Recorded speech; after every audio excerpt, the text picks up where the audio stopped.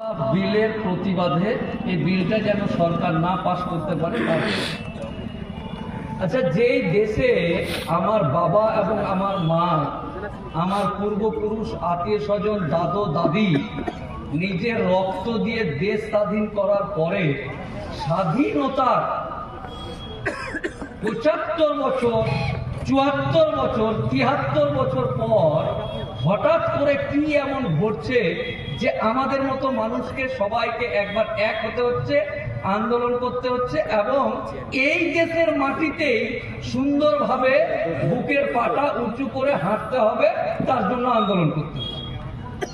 আমার সামনে বসে থাকা আমার বাবাজি এবং চাচাজি, যাদের বয়স ৬৭ এবং ৬২, ৬৩, ৬৪, এই সমস্ত দাদা, বাবাজি এবং চাচাজিদের কাছে আমাদের প্রশ্ন, আপনারা দেশ স্বাধীন হওয়ার পর থেকে আপনারা বাঁচলেন কিভাবে, চললেন কিভাবে, তেল ঢাললেন কোথায়, যে এমন একটা পরিস্থিতি আপনি বেঁচেই আছেন।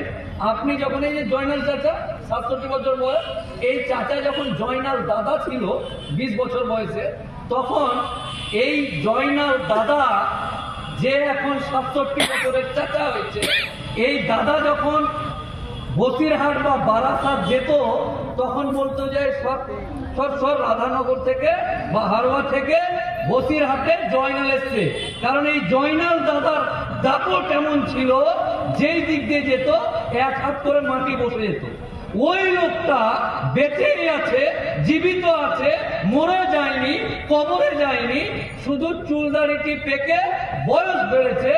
ওই লোকটার সামনে তার বেটাকে বলছে কিছু রাজনৈতিক দলের নেতা যে তোর লুঙ্গি তুলে দেখবো কাটা না গোটা, তুই লুঙ্গি পরে আছিস, লাত মেরে বাংলাদেশ পাঠিয়ে দেবো, তোর শরিয়াতকে জবাই করে ৩ তালাক বিল পাস করব।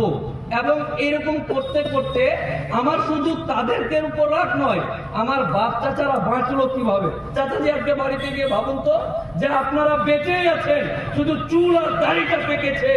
আপনার নাতি, আপনার পোতা, আপনার ছেলে মোফাক্কেরুল ইসলামকে কোন পৃথিবী, কোন দেশ, কোন সমাজ, কোন রাজ্য দিয়ে আপনি মরছেন, এটা ভাববেন। ১ নাম্বার ২ হলো, আমি মোফাক্কেরুল ইসলাম আমার ফেসবুকে হিন্দু, মুসলিম, জৈন, খ্রিস্টান, বৌদ্ধ, আসাম, ত্রিপুরা, গুয়াহাটি, সমস্ত রাজ্যের বিভিন্ন জায়গার মানুষ আমার ফেসবুক দেখে।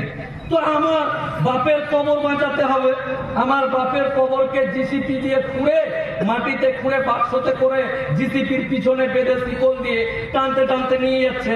তো আমাকে হাইকোর্টের উকিল হই, আর হাইকোর্টের মুক্তার হই, আর ভ্যান চালা হই, আর চা বেচা হই, আমার বাপের কবর যার ঔরসে আমি জন্মগ্রহণ করেছি, যার ধাতুতে আমি জন্মগ্রহণ করেছি, আমার সামনে আমার বাপের কবর যদি কেউ জিসিপিতে মাটি খুঁড়ে তুলে নিয়ে চলে যায়, আমাকে তো প্রতিবাদ করতেই হবে। আমি ফেসবুকে লিখলাম যে ১৯ তারিখ মঙ্গলবার শহীদ মিনার চলো। একজন ভাই আমার লিখছে জয় শ্রীরাম।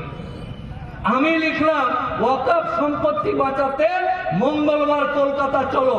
একজন ভাই লিখছে এক দেশ এক আইন, ভারতে থাকতে গেলে বলতে হবে, করতে হবে, নড়তে হবে, মোদিজি জিন্দাবাদ, জয় শ্রীরাম। এই তো আমার সামনে যারা বসে আছে তারাও কিন্তু ওয়াকফ সম্পর্কে তেমন বেশি কিছু জানে না, শুধু জানে মসজিদটা ওয়াকফ, এটা ওয়াকফ সম্পত্তি, কবরস্থান ওয়াকফ, ঈদগাহ ওয়াকফ, এইটুকুই জানে।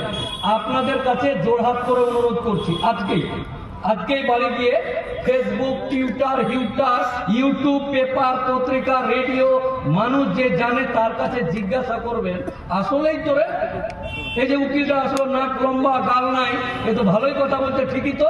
কারণ আমি আমার বাপকে কোথায় মাটি দিব যেদিন মারা যাবে, যেই কবরস্থানে, সেই কবরস্থানের ডান দিকে কে আছে, এই কবরস্থানের আলের ডান দিকে কার জন্য